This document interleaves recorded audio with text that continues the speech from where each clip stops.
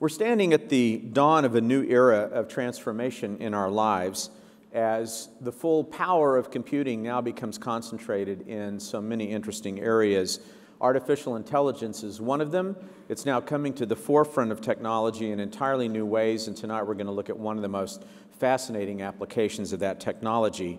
It's an aspect of AI that augments human intelligence with very sophisticated imaging. The question that we used in the outline introducing tonight's program is very simple.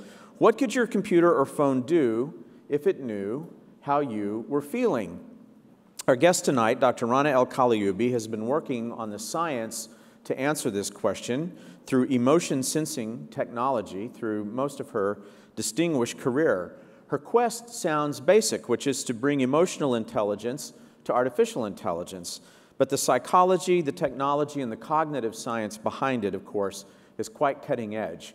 We have a little video that we're going to show you now to tell you and show you a little more about the technology and what we're going to be talking about tonight.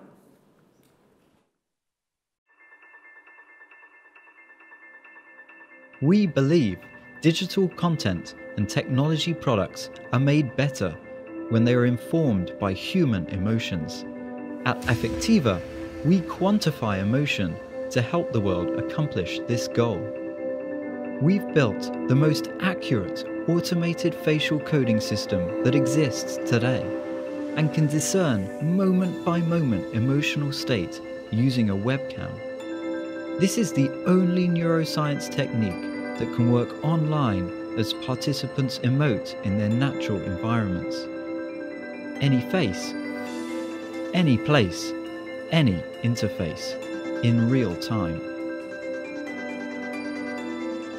Over the past 3 years, our software has processed more than 1 billion frames of face video of people watching advertisements and entertainment content in over 70 countries. This is the world's largest repository of emotional response to digital media.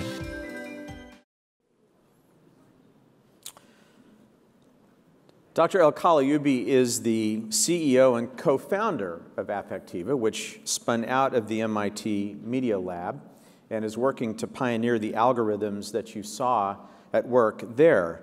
Among its many tools is what it describes as an emotional data repository of 4.8 million faces. You heard about the number of frames that has been processed from, as you saw, 75 different countries, which gives their database about 50 billion data points of human emotion. Before founding Affectiva, Rana worked as a scientist at MIT. She's firmly rooted in that whole community there. We were talking about that earlier.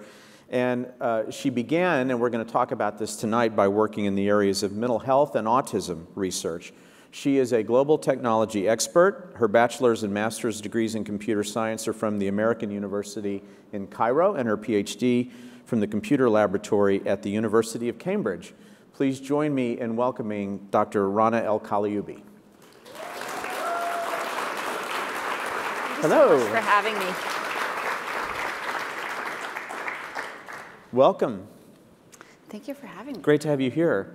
Does that video look as good every time you see it as it did the first time you saw it? We've actually made a lot of progress. I was just thinking about that. I haven't seen it in a while, and I was like, oh, we have a lot more data now. Yeah, oh, that's great. Well, we're going to talk to you a little bit about how you got started, because you have such an interesting personal story, and it kind of helps set the stage for everything that you're doing now. So talk a little bit, if you would, about growing up in Egypt and how you got your start. Yeah, so I grew up in the Middle East, and I'm Egyptian, American now, Egyptian-American. But I grew up in the Middle East and studied computer science as an undergraduate. And I was particularly interested in kind of the human-computer interaction aspects of computing, as opposed to, like, you know, the operating system parts. I was just really intrigued by how technology was affecting and transforming how we connect with each other as humans. And then I got an opportunity to go to Cambridge University to do my PhD. And it was my first experience abroad, away from my family.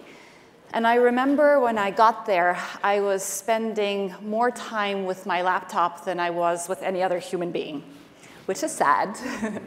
I don't think I'm the only one, though. But it made me recognize that this computer, even though we're very intimate and we're spending so much time together, it had absolutely no clue how I was feeling.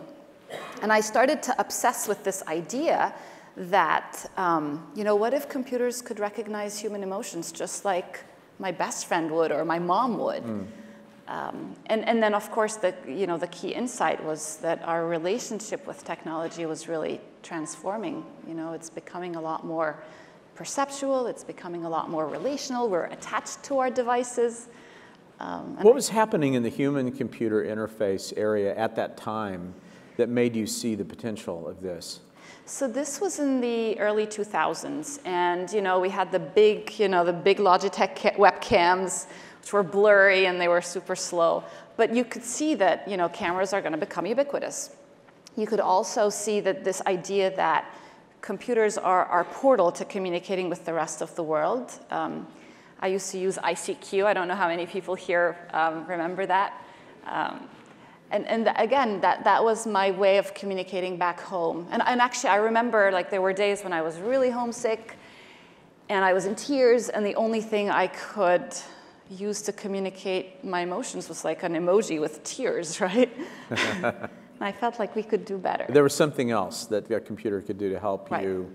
To help you connect emotionally? Was it a connection thing, or was it a perception thing? How would you describe the specific way you wanted to get into the emotional aspect of it?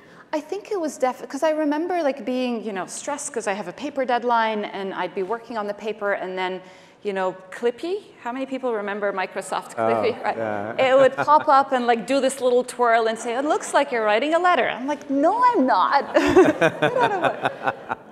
So that was a piece of it. Yeah, you may be one of the first advanced scientists in the field who was inspired by Clippy. Yeah, I guess I was. That's really great. Now, I mentioned in the introduction that autism has played an important role in your long arc of work in this so far. Why is that, and how did that happen?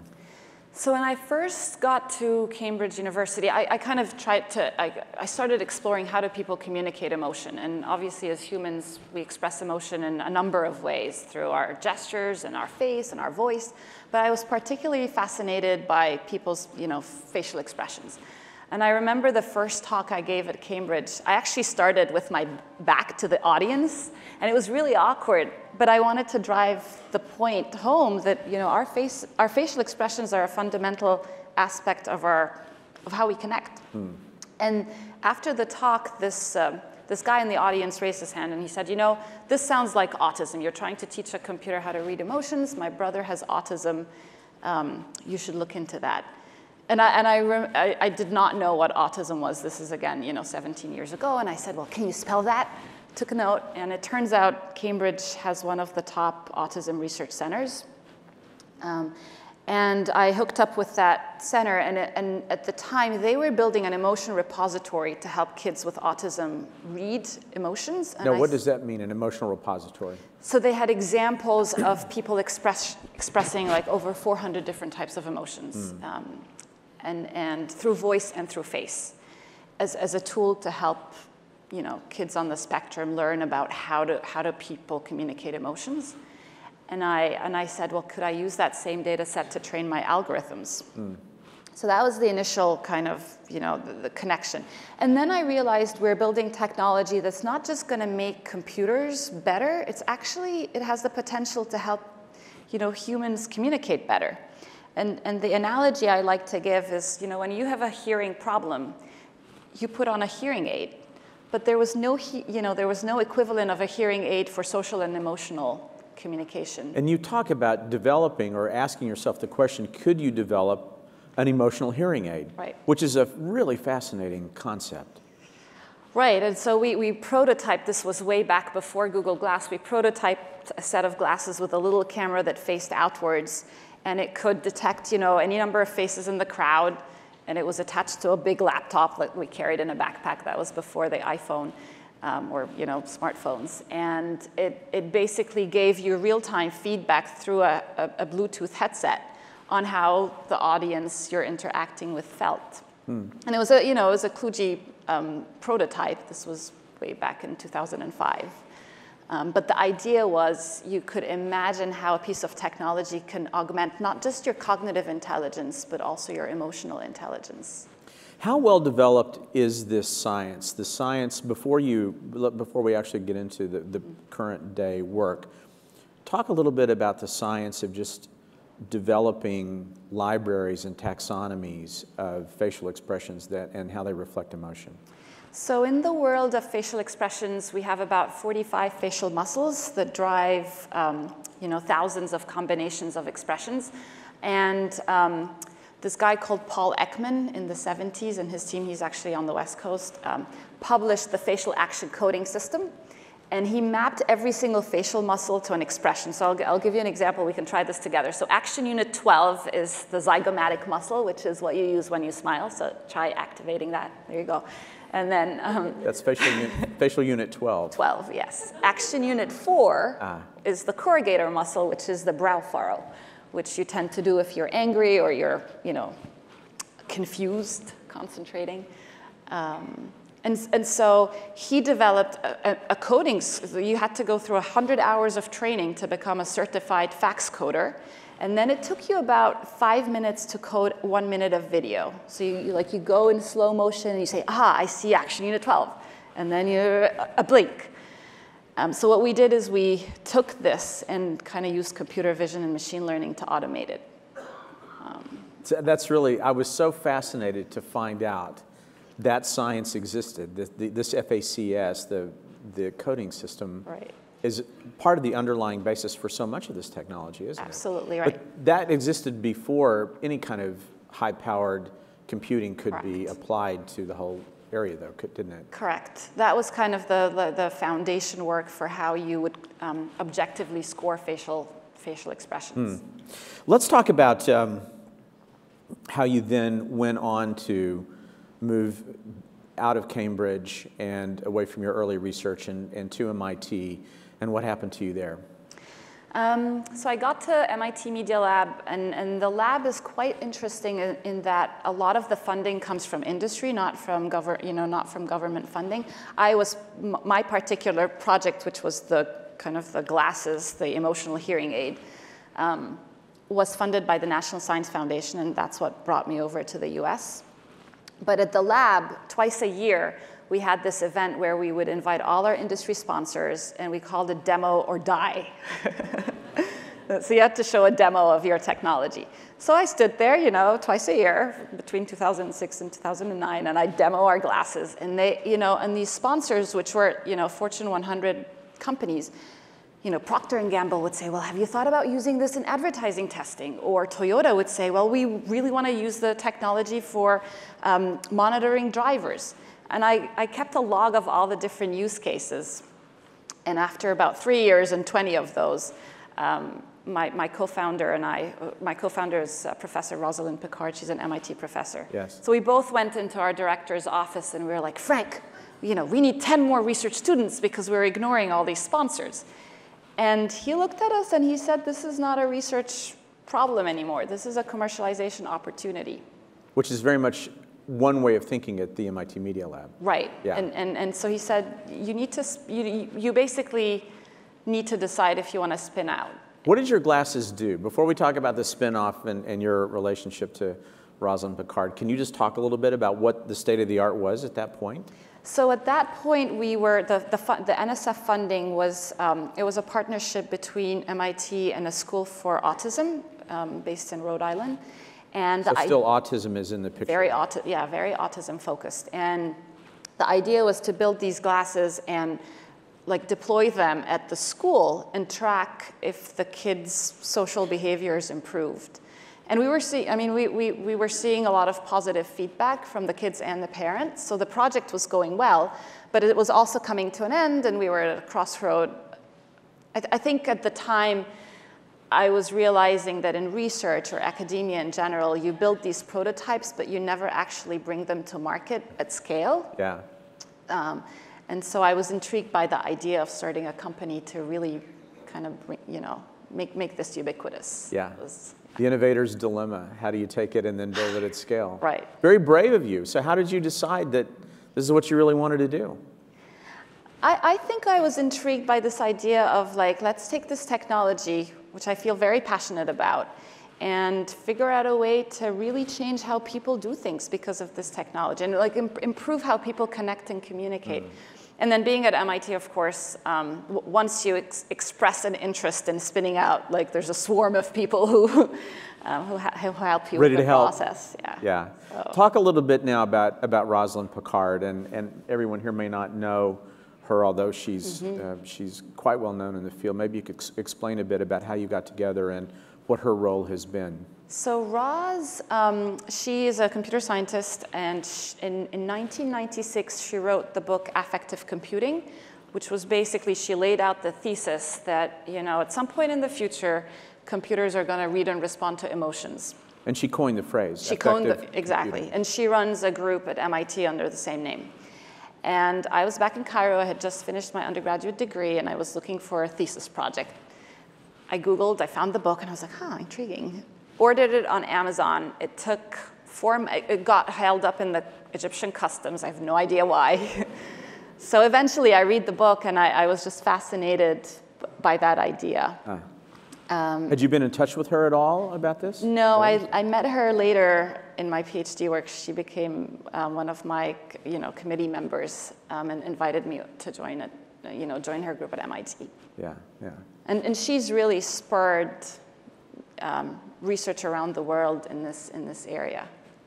So here you are, you're at MIT, you're together with Rosalind, you've had this conversation about it really having potentially serious commercial potential, yeah, and you're ready to get started on Affectiva. Now, before we do that, because this is a really interesting story, let's show everybody what it actually does. Shall we do that? Yes, let's do a live demo. We have a live demo. We're flying without a wire here, folks, so hang on. John's gonna be my guinea pig. Yes, I'm Let's see how expressive you are.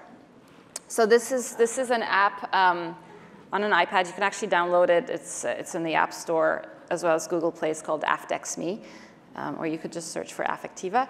It uses the camera on the device. And please don't clear the auditorium because my face is on the wall over there. Okay, so you can see what's happening on the monitors here. So first of all, it's found John's face right away, even though he's not in the training set. And it's recognized his, so it associates you, identified you as male. You're also wearing glasses. Right. And you're smiling. I'm smiling, so joy, I'm getting joy, a lot of joy right now. A lot of joy. Yeah. But it reads about 20 different facial expressions and 8 emotional states. We're only showing 6 here, just not to overload the screen. But let's see how good you are. All right, so now brow furrow. There you go, so brow furrow, yeah. That's action unit 4. Do you want to try eyebrow raise? Yeah. Immediately. Surprise.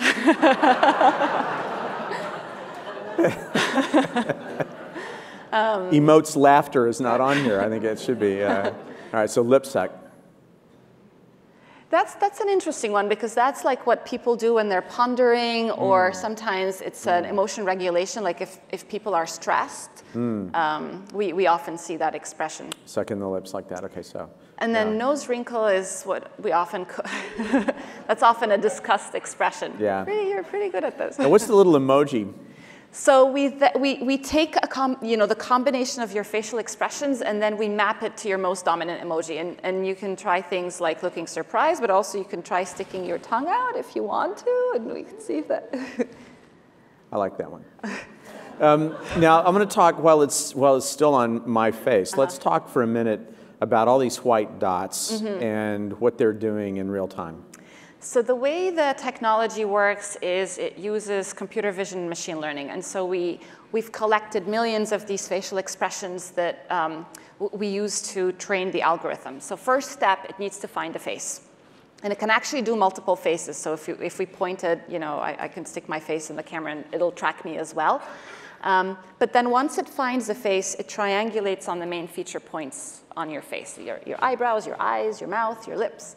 And that helps the algorithm kind of align the face information. And then what it's doing is it's looking at every single pixel on your face for texture changes and color combinations. Like if you smile, you see teeth, or if you do a brow furrow, there's all these wrinkles happening here. And that's what it uses to determine what the expression is. So if you wanted to tell the difference between, say, a smile and a smirk, you would feed the algorithm, tens of thousands of examples of people smiling, tens of thousands of examples of people smirking. And then it would learn that the difference is in the lips, right? Like, that's a smirk, that's a smile. Yeah. Yeah, right. Great. One other thing, and then I'm going to put this down. It's so much fun. This is not a tricked out iPad. This is just a standard. I could go down to the Apple Store and get this, and standard camera and all of that. So it's just doing all this on a device that any of us could have. Exactly. That's really fantastic. In fact, our chief evangelist and mobile visionary, Boise, is in the audience. Where are you, Boise? Here's Boise. All right, way to go. So nice. So Boise was responsible for taking all these machine learning algorithms that run in the cloud and shrinking them so that they could run in real time on the device, which was no easy feat. But this is not connected to the internet. It's doing everything on the device. Just on the device. It's all resident right there. Exactly. It's very cool. Now, there's a very famous, excuse me, very famous face in history, the inscrutable face that we've all wondered about. Haven't you ever wondered what the Mona Lisa was really thinking? Well, tell us what you think the Mona Lisa is saying to us. So we've actually processed, so I'll caveat this a bit. Of course.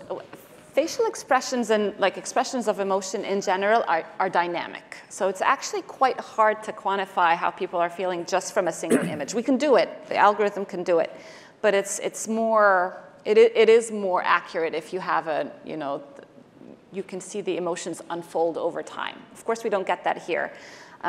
We did find that there's a very subtle smile. So we can code the intensity of an expression, and it goes from A to E, where E is like a humongous smile, like the one you had.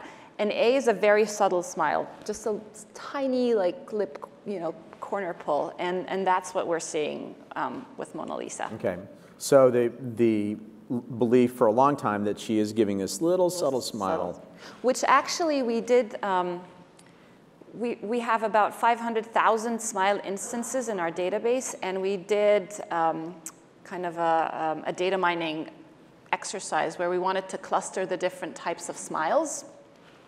And we found that there's at least 5 different types. 5 different types of smiles. And this particular subtle smile we found was very pervasive in Asia, in Asian populations. Almost a lot of people had this subtle smile as a baseline. It's a social smile. It's not a happiness smile. It's more of a politeness social smile. Fascinating.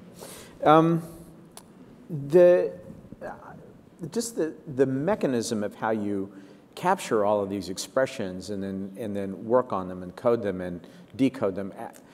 How does that work? How does the company actually pull that off? Because it's a stunning number of frames and people and countries that you're working with now. Right. So most of the data we've collected is through our partners. So for instance, one of the early markets where this technology has been applied is in advertising research, as the video kind of alluded to.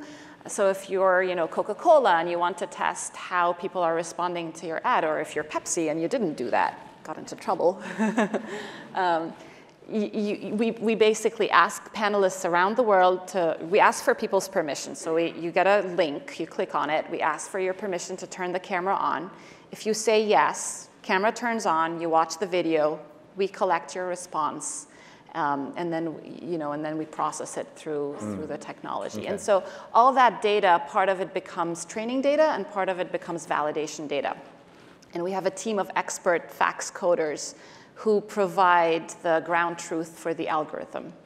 So this fax coding, this is a thing. This is a skill that is taking this database that you talked about and is applying it to this very large database that you're processing. Exactly. Is that a hard thing to get to be, a fax coder? I mean, it takes a fair amount of training and patience too, because you're staring at these videos, day in, day out. But it's a fundamental piece of our pipeline to train the algorithm. Well, now that we've seen it in action and we understand a little more about how it's done, let's talk about how you started the company to begin with and how you set it up, because it's not a Silicon Valley startup, so we're so commonly associating the word startup with Silicon Valley. I did want to point that out because you're based in Waltham, Massachusetts. We actually moved to Boston. You moved to Boston, Downtown so now you're in Boston. Yeah. And startup often connotes something that is really recent, and it's fairly recent because you started it in 2009? Right. Talk a little bit about what that early period was like.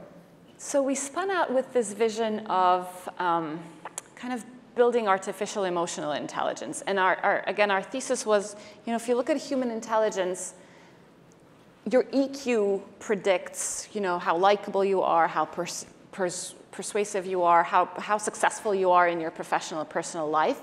And we felt that with technology becoming a lot more conversational and interactive, that was, EQ was equally important for our devices and our technologies. So that's the big vision. We see a world where, in 3 to 5 years down the line, all our devices are going to have an emotion chip that can respond to your emotions. All of our devices, our phones, our iPads, our fridges, our cars, and a lot of this is unfolding. We are piloting some of this technology in a lot of these areas. I want to hear more about that. I do, especially cars. That I can just imagine what it would be like to have a car respond to your emotions. But let's talk about the. Yeah. You saw my face. Let's talk about the startup though, and actually getting it started and becoming commercial was something that is. When you see it, you can say, "Aha, I get it," but a lot of people may not have really got it in the beginning. Right. When we spun out, a lot of the questions we were getting were like, what? Like emotion recognition? Like, what is that? And like, why would you ever do that? Like, I think we had to do a lot of selling, selling the case for emotion AI. But I'd say in the last... Do people really even understand what that is, emotional AI or emotional intelligence? I mean, did anybody say to you, oh, emotional intelligence, that's just AI I understand, but that other thing, no. I think the question was more like, why? Why would you ever need that? And also how? Like, what do you mean? Like, you can capture people's emotions. It's almost an oxymoron because emotions are very personal, but now we can quantify it. So there was a lot of, I would say as a company, we've helped seed the market. We've helped create the market. When we spun out, there were very few other players in this space, and now there's a lot more. And with my MIT hat on, I actually think that that's awesome that we helped spur a category. But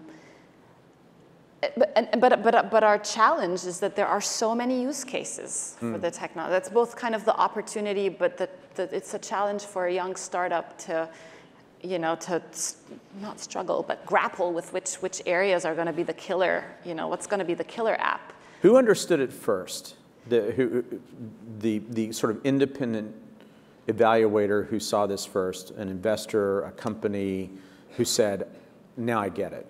So our early investor was an advertising conglomerate called WPP. Sure. They're kind of like a Nielsen competitor. And they saw the use, so they were, most of the brands they work with want to understand the emotional engagement of the consumer. And the way they did that was, they asked you. And that's, of course, very biased. And so they knew that they wanted this kind of visceral, subconscious reaction to content or to a product concept. And so that was a very clear kind of product market fit. Mm-hmm. And I also think that they both saw the opportunity and they acted on it. So that was one of the earliest integrations we did, and it's pretty successful. We're in 75 countries around the world. We work with a third of the Fortune 500 companies. So that's been a very successful commercialization path. There's a story, I don't know if it's connected to WPP, but it is connected to this advertising use case. And the New Yorker did this really amazing article on the company and on you recently. And in the New Yorker, this story is told about a public service announcement that related to young women and body image. And it was one of the first times it seemed that this was brought to the understanding of people who had seen an advertisement and maybe didn't even fully understand their own emotional reaction to it. Can you tell that story? Because I just think it's really fascinating. Yeah, this was an advertising campaign that actually did not use our technology, but it was an out-of-home advertising, so it was a big billboard, and it was about, you know, violence and women abuse. And so it had this picture of a woman who was, you know, clearly she was subjected to violent behavior. And when you looked at her, she healed. And so that required the system. There were cameras, and it recognized that people were actually paying attention to the screen. And it was responsive, and I think that was very powerful in a way that, you know, traditional advertising is not that personalized, yeah. right? Have you found in your research that we're all always responding, that we're constantly changing, no matter what we're doing, we're responding to something? That was the first question we had to answer. So when WPP approached us, you know, and they said, okay, cool technology, but people are watching ads at home at midnight, like they're not going to be emotive, right? And so the very first test we had to do was to kind of validate the hypothesis that people emote even if there's no other human being on the other end of the line. And that's absolutely true. We've seen people now, you know, in driving contexts. We've just finished a pilot with a big automotive company in Japan. So we had cameras in Tokyo and in Boston. Fun to see people driving in Boston. It's pretty sometimes stressful. And you can see all these expressions on people's faces. So you emote even if there's no other human being watching. What's the most difficult thing to teach your system to do even as the AI capabilities improve so quickly? I'm particularly fascinated in the applications of this to back to mental health, which is where I started this research. I'm particularly intrigued around, anxiety and depression. So there's some academic research that shows that both your tone of voice and your facial expressions can be soft biomarkers and early flags for depressive patients. But there hasn't been any research that's been done at scale. And so if anybody in the audience is interested in exploring this with us, I do think there's a lot of potential, because you're on your device. Right. In our research, we found that people check their phones 15 times an hour. That's a lot. That is a lot. And that's an opportunity to get an emotion data point on you, every time you check in. And I think that technology can be very powerful to flag or understand that you're deviating from your baseline.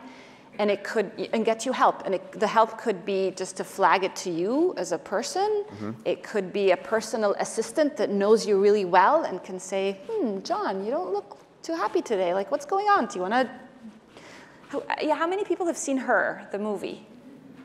Yeah, so some version of that. Or it could flag it to a clinician or a partner or a parent. Yeah, yeah. So I'm intrigued about that. And we need a lot more data to be able to quantify that in a accurate way. What more do you need? We need data, from a healthy population as well as a depressive population, so that we can build predictive models that identify, okay, these are the biomarkers. We know, like, droopy eyelids, dampened facial expressions.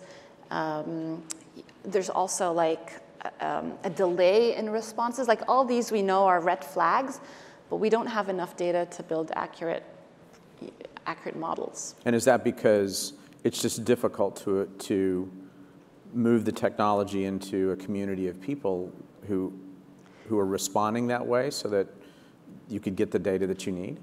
Yes, I mean, you asked about the early market, and the advertising research space, they moved fast. Sure. And the barriers to entry were, just really low. Whereas in healthcare, it's a lot more risk averse as a market.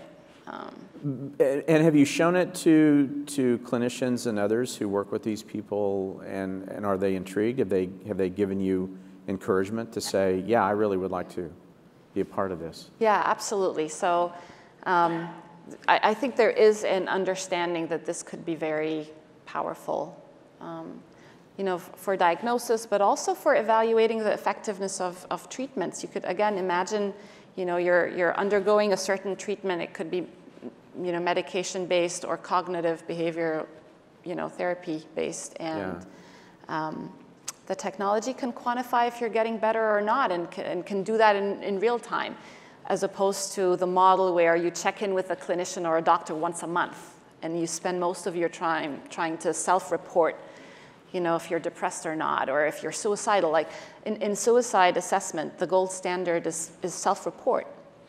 And the analogy I like to give is you don't walk into a doctor's office today and they ask you what's your blood pressure. They just measure it.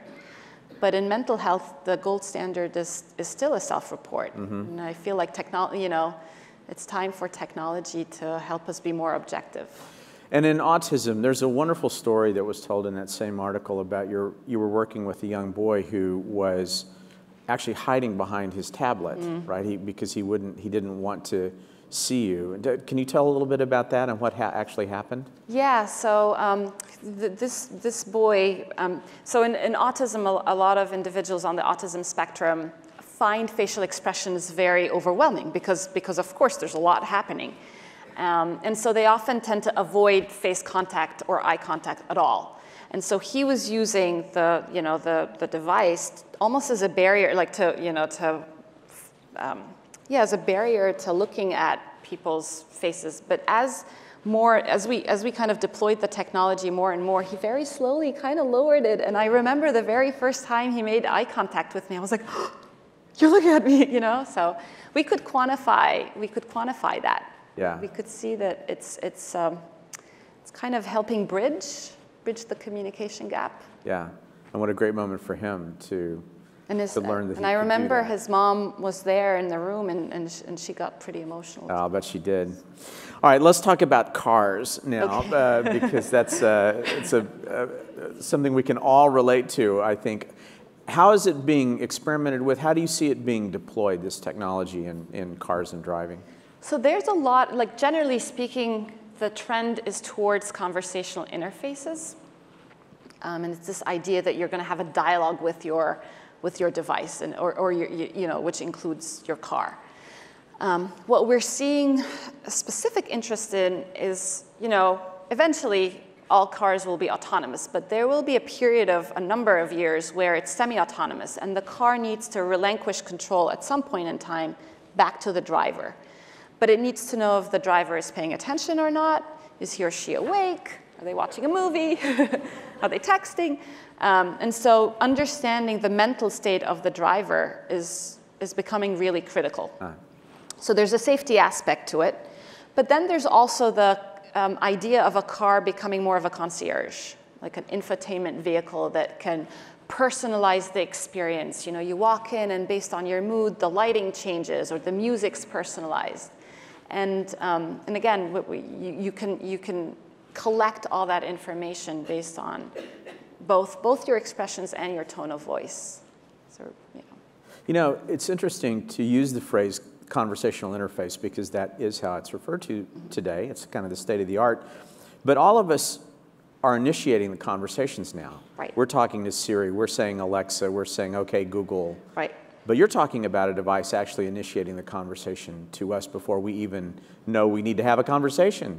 Right, and I think it's about also knowing when to initiate the conversation. Like because it's looking at you and recognizing it in some way. Right. Yeah. And if you think about our conversations with a Siri or an Alexa, it's very one way. So you say, Alexa, what's the weather? She'll say, it is blah blah blah, and then that's it. There's no back and forth. Like. That's true. There is no conversation. There's no conversation. Yeah. And it's very transactional. And so as these interfaces become more relational, they need to know that, she gave you the wrong answer and you're kind of annoyed. And it needs to say, okay, I'm sorry. Shall I try something different? Or it looks like I didn't, or it could tell a joke. Look at your face and say, right. You didn't seem to like that answer very much. Exactly. Yeah. And then is it possible that there are aspects to this that that you know that we don't know yet? Have you discovered things about the way these interfaces, this sort of technology, picks up on you or understands you or discovers things that have surprised you as an application you didn't even know could be thought of? I mean, I think one of the things that I found really fascinating is we did a cross-cultural study of all the data we collected, and we looked at gender differences. So by and large, we found that expressions are universal. Like a smile is a smile everywhere. But there are cultural rules across the world that depict when you invoke a smile or an expression or not. So we found that in Asia, people are more cautious about, sharing negative emotions. We found that, for instance, the Latin Americans are the most expressive compared to, say, East Asians. But we also found that Japanese people are just as expressive as Americans if it's in the context of their homes versus, in the presence of strangers. So we were able to tease apart like what those display rules are and when do they get invoked. We also found that women are more expressive than men, which is intuitive. But now we have data to prove it. But then these differences are culturally specific. So in the US, we found that women smile 30% or 40% more than men. In France and Germany, women smiled 25% more, and in the UK, there was no difference between men and women. So, we don't know why. That's so interesting. We are picking up cards, by the way, so if you have a card, hold it up, and if you're still writing, please continue to write and then hold up your cards, and we'll collect all those. So what else have you found out that's culturally bound in this, I mean, I think our biggest takeaway is that people want to share emotions if you create the right context.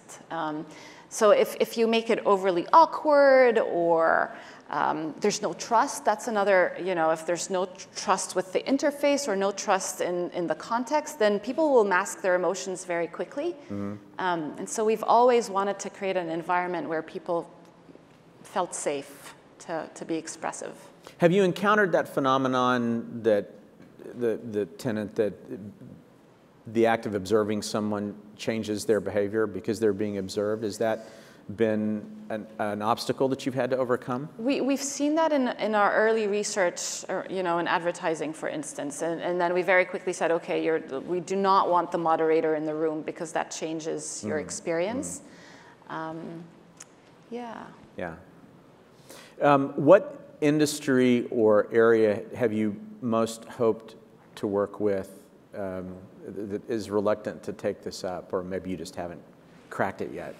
Education is one where I think it's also really has very high potential. So, not a lot of education is migrating online, but there's a lot of online learning, and I think that's awesome because it democratizes access to education. But it's not really working because it has no sense of whether you're confused or engaged or frustrated or bored. And so there's a very high drop-off rate with these online learning systems. I think I heard that only 5% of students actually complete online courses, which is really, really, really low. It is quite low, yeah. And I feel like a personalized learning, like a learning companion that knows you and can see that, okay, you're losing interest now, and it can just tell you, okay, it looks like you're losing interest. Let's go do something else and come back in a few minutes. Or it can tell my daughter, you're procrastinating on your math homework. You kind of need to get on with something a little more intuitive than Clippy was all those years ago. I'll talk a little bit about the technology and then how open the platform is for people to develop on. You've seen, I mean, it's amazing the rise of computing power between 2005 and 2017. In the era of Moore's Law, 12 years is an eternity. How has the technology improved, and how has it changed your ability now to do what Affectiva is doing now? Yeah, a few things. So definitely the ubiquity of cameras and just the camera sensors are becoming a lot more sophisticated, and you can run, they're on devices. They're really everywhere, and that has helped the scale and the deployment of the technology. So we don't have to worry about the hardware piece of it. It's already there. Deep learning, so the rise of deep learning, that's definitely transformed how we think about the problem and the accuracy. So just by moving from a traditional machine learning approach to training these models to deep learning, we were able to see a 10-point improvement in accuracy. So that's pretty powerful. Now, how has deep learning affected it directly? Can you talk a little bit about the shift from this contrast that you made between machine learning and deep learning? So with deep learning, it's very data hungry, but we luckily have a lot of data. And so with the other approach, so we used to use support vector machines if there are any machine learning people here, and we found that the improvement in accuracy tapered off. Like we could feed it more data and we could see that an improvement in accuracy, but it very quickly tapered off. Whereas with deep learning, the more data you give it, you have to be smart about what data, like how to sample the data. But we haven't hit that ceiling yet. We're just continuing to see an improvement in accuracy. And are you doing this out of Boston? Is all your technology based there, or is it in other places? We're mostly based out of Boston. We have a few people remote, but we also have a satellite office in Cairo where we do a lot of the video labeling. Let's talk about how developers get involved with you. Are you doing all your own development? Are there app developers or will there be?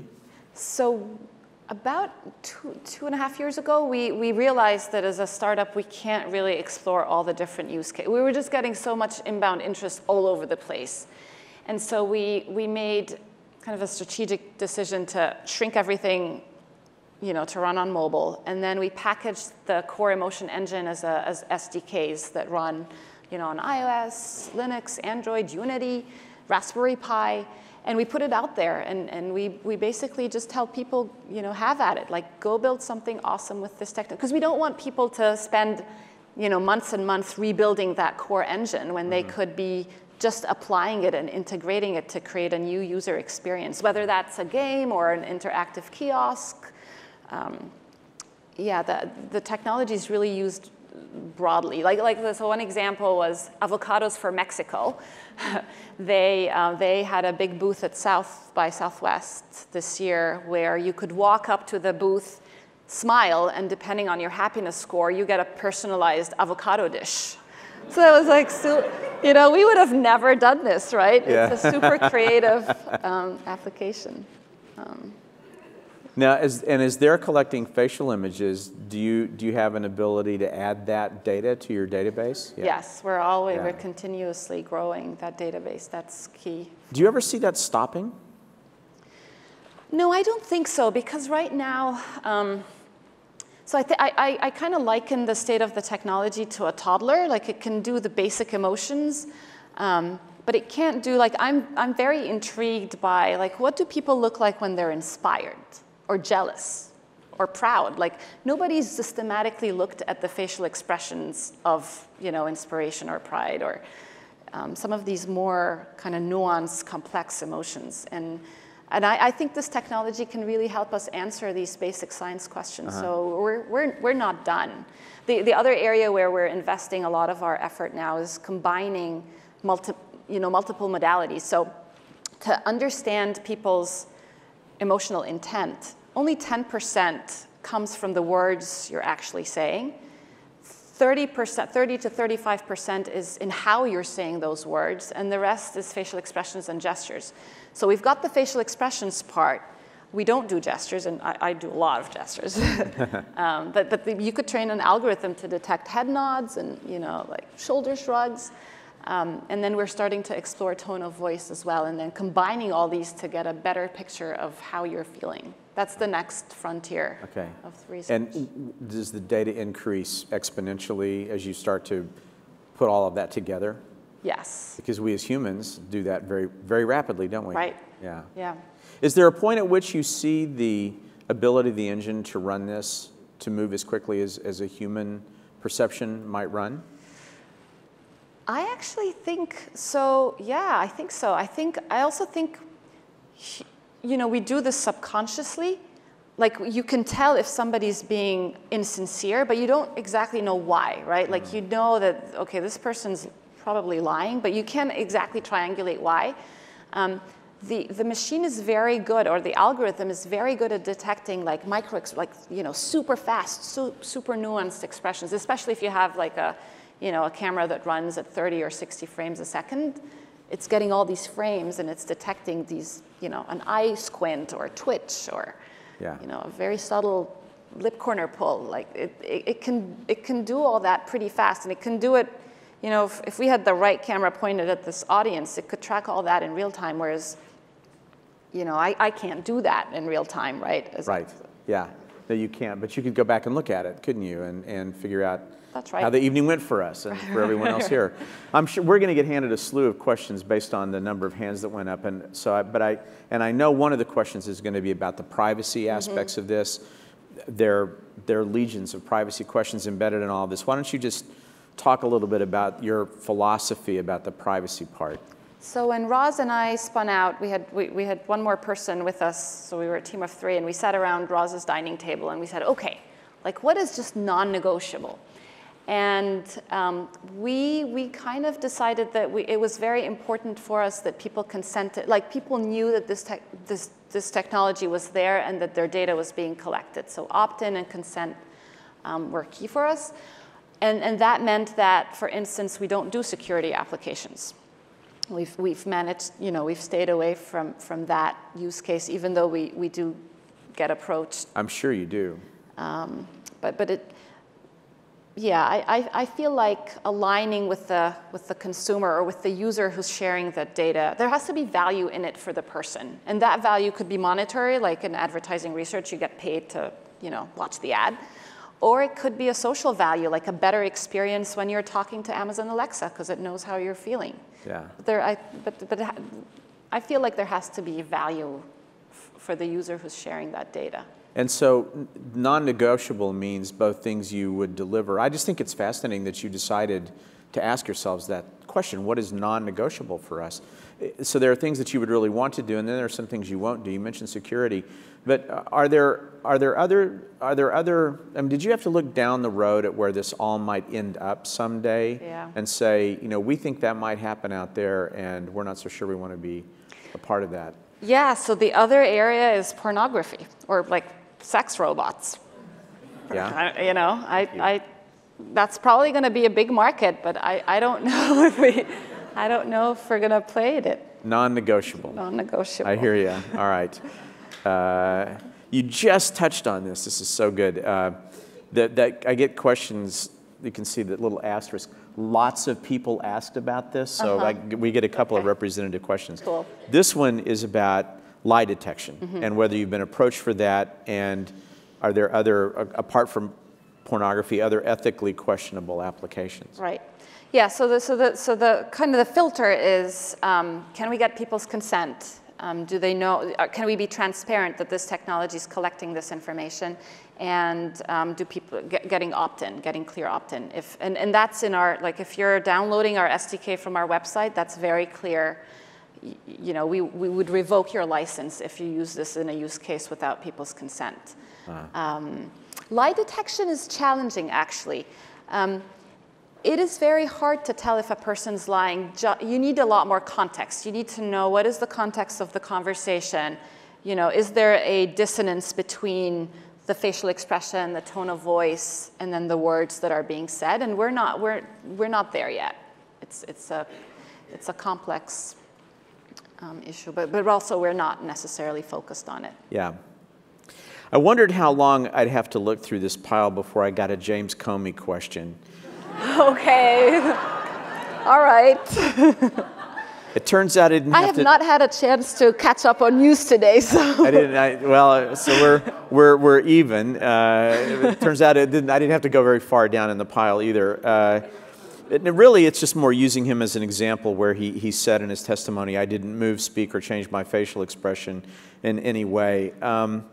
And the question really is more, how does an application like yours handle intentional deception or emotional manipulation or the ability of someone who's really good at regulating their facial expression from being discovered that they're really good at doing that? I would say at the moment the technology is pretty naive. Like if you decide to completely have a poker face, that's what the algorithm's going to pick up on. With the exception of, so when people lie or are being deceptive, there's these leaks or micro expressions that kind of, that will leak subconsciously. A leak, it's an interesting word to apply to it. Right. Okay. I'm sorry, carry on. I'm so glad I'm an American citizen. I cannot get deported. That's, but we're glad you're here too. But you find that if people are lying, these like very quick, very nuanced expressions, and most non-expert humans will totally miss them, right? Like unless you're a trained expert or really paying attention, you may not see these eye twitches or again like lip movements. And the technology could pick those up. Pick that up. That's really fascinating. A lot of people ask this question: what do you see as the potential risk or downside of emotional AI? And you've talked a little bit about it, but could you just elaborate on that a bit? I mean, I think it's both the power and the fear. So the big thesis is that when you are more emotionally intelligent, you can persuade people better. And that's true for humans. It's true for my 8-year-old son. He knows the right moment to ask me for those Pokemon cards. And I think that's going to be true for emotion AI, like machines that can read your emotions and sense the right person to persuade you to change your behavior. And that could be losing more weight, sleeping better, not eating that tub of ice cream because you've already had a lot of sugar, right? Yeah. But it could also be used to manipulate you in ways that maybe we don't want as a society. So I could imagine politicians, monitoring in real time how people are responding to their messages and kind of tweaking that in real time, and that may or may not be a good, that may not be a good thing. It's a very honest answer, and I have to say, your openness about this is just really wonderful. I think if someone who's working in such a sensitive area to have that kind of your own quality of emotional intelligence, I think is really terrific. Well, I think it's actually important, and that's why we prioritize these engaging with the public, because I think we collectively are going to come up with the guidelines or best practices for what is right and what isn't about this technology. And unless we're very open about what it can and can't do, we're not going to come up with an optimal decision. So, or focus our efforts in the right place, right? Like we could, collectively we could spend our time building lie detectors, or we could go solve depression, right? And I'd rather spend my mind share on that. It's clearly where your passion is. Now I need to give the audience a little bit of a heads up because Rana is on the red eye back to Boston tonight. So we're going to wrap up promptly at 7:55, which gives us about 7 more minutes. And I'm going to take the last 7 minutes to talk a little bit about the future, not that we already haven't. But I want to talk about this concern. This is another aspect of the privacy issue about all this data that's being collected about all of us now in ways we know about and some we don't. Being in these massive repositories out there and the possibility that someone, for whatever purpose, might hack them, might get into them. How can everyone involved in this safeguard this really personal data that is being accumulated about us? Yeah, so we have all the security kind of systems in place. So. In fact, actually, we do not keep track of the person's identity. So we have your facial expressions, but we don't know that it belongs to you. And we try to decouple that information. So that's one way you could do it. You could also, once we process the face videos, we're more interested in the features and the emotional readouts more so than the actual features. But I think, outside of our data, right? Like, you're right, that there's so much data being collected about us. And I think as consumers, we make maybe an informed or uninformed decision. You know, we weigh the value versus the risk, and well, we do opt in, right. and you're giving us that opportunity to right. opt in, but right. maybe we're not always thinking about yeah. the long-term ramifications of opting right. into all of these. But that's true of, you know, social networks, and you know, I look at my teenage daughter and the amount of information that she and her friends share, and it's yeah. like, no, you don't want that out there, right? Yeah, yeah. Yeah, that's yeah. right. You've talked a lot. Well, let me. There's another question before I ask that one. Autism is where you began. If you could wave a magic wand now and apply this technology to your experience working with autistic children in particular, what would you have it do?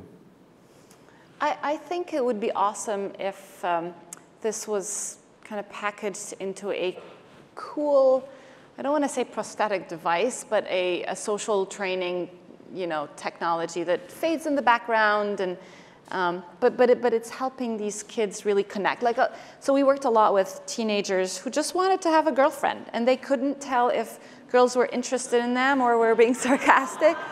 Oh, you're going to make $1 billion on that, right? Is that the killer app? Yeah. It may be. Right. Right. Actually, we often get told that dating is the killer app. Yeah. Yeah. I can see that. Yeah. There'd be a lot of opting in for that application.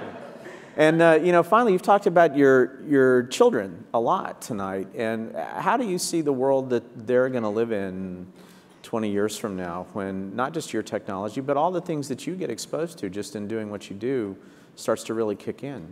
You know, there's a kind of a counter argument that we are, you know, with the technology we're building, we're kind of inspiring people to even rely even more on their devices. I would say that I just don't see a world where, you know, I look at my daughter and, you know, and the only way I could get a hold of her if she's not physically here is through her phone. Like, she won't answer a call.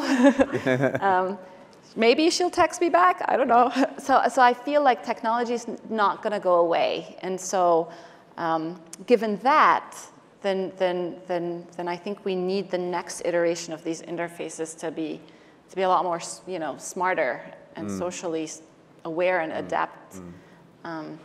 Because I don't see us going back. Like, I don't see us not relying on our phones or not having smarter cars.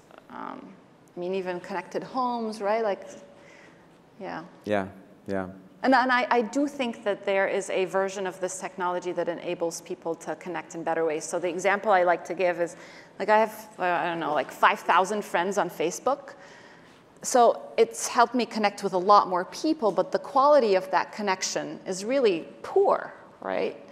And I think with our technology, it can augment communication so that, you know, people who are in my close circle of friends can know with my consent that I'm having a bad day and maybe reach out and, you know, and check in.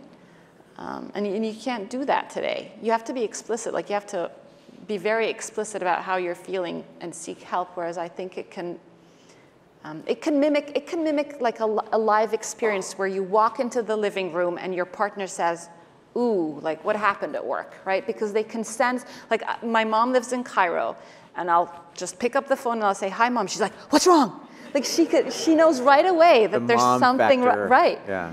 So it would, you know, can we build technology that knows you that well and can, with your permission, share that level of, you know, like, depth of feelings with people you care about? Rana, we're going to be watching you with interest. This is fascinating. Thank you so much for being here tonight. Please join me in welcoming.